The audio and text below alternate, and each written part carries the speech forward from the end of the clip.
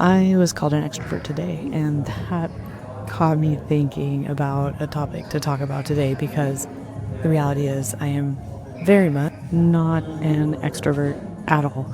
I'm very introverted, and it takes a lot of effort to be a little more extroverted. So I thought I'd talk about some of the stuff that has helped me to get to that place because I believe a huge part of this travel, and I also think a huge part of that has been dance. So, of course, for me, those things go hand in hand.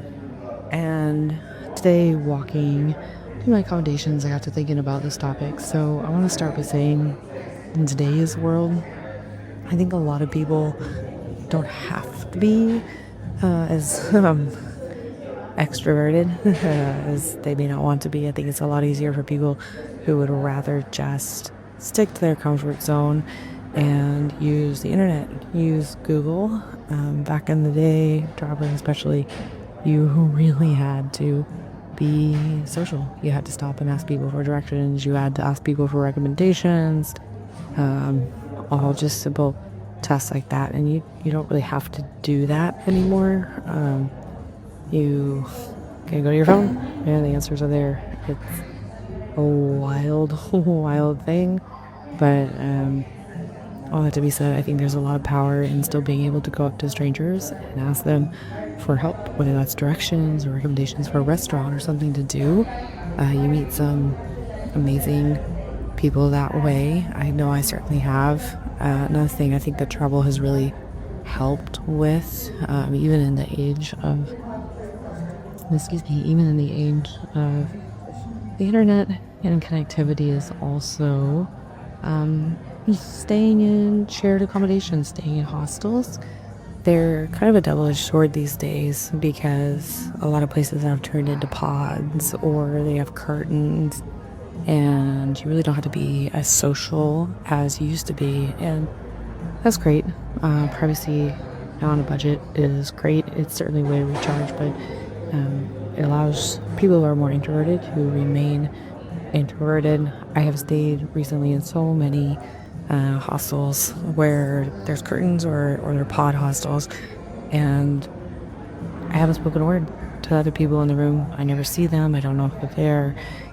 It's a total change from 10 years ago when I really started seriously staying in hostels, and you met people from all over the world, different languages, language barriers. You broke down regardless because you were all into the same things. Um, Today was really refreshing. I have at least two other people in my room who are super friendly, and we had a great chat, and 3 different countries, 2 different languages. It was just really, really cool, really refreshing. And trying to stay on topic here and get back to the point. The point being, that doesn't come naturally or easily to me. That is a learned behavior, and travel has massively contributed to that. I don't think I would be as capable of being extroverted as I am without having traveled as extensively as I have. Part of travel is getting to know people and new experiences and learning their stories and their cultures, their languages, and that's something that is, I hate to say, a lot harder to do when you're not quite as extroverted and outgoing. All that to say, I think we'll talk a little bit at the end of the video about how I balance being introverted and needing to be extroverted. So anyway, that's my soapbox for travel. The next thing I want to talk about for the topic is also dancing. I have danced my whole life, and different types of dance. Some are a whole heck of a lot more independent, but regardless of that, you're always going to be in a community, and the best way to learn and progress in dancing is to get to know people, to talk to people who are of all different levels, and you gotta be social to do it. It's not easy. I know for me, just to walk into a ballroom with hundreds of people, it still freaks me out, gives me a headache. I usually get at least one stress headache in my shoulders because my shoulders clench when I'm in these positions with a bunch of people. So it's hard. It's a learned behavior, and the best way to get over it, or at least get more comfortable with it, is to just try. The one thing I've learned from dancing and traveling is people are people. Doesn't matter if they're the professional or the well-known person in their industry. At the end of the day, they're a person just like you. They've been in your position starting out where they knew nothing or they were looking to up their game, and you don't get these same opportunities as they've had without speaking with them. I know for me this past weekend I was in a room with I think about 1,000 people. Don't quote me on that. I actually don't know the number. And it's scary. It's intimidating. There's so many different personalities and just a lot happening. There's a lot of noise happening. It's very overwhelming, but I so enjoyed getting to talk to people from all over the world, from different dance backgrounds, and learning from them, hearing their stories, and just sharing in the joy.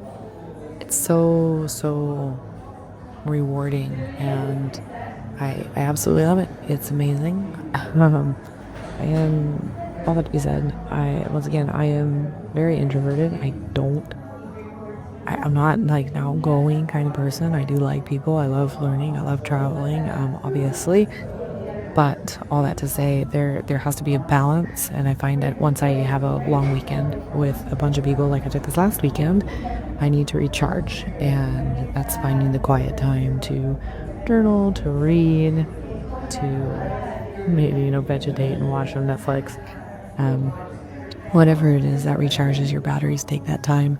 You got to find the balance for it.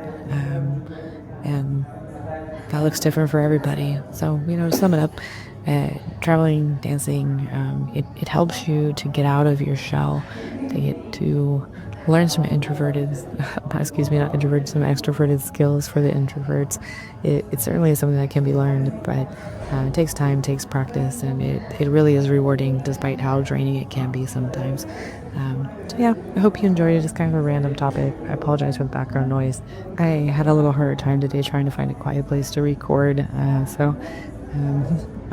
I also speak a little quiet because I'm in the middle of the stairwell actually trying to get this done and not disturb the people that are also in the room I'm sharing. So all that to say, as always, super excited to have you here, and I'll catch you on the next one.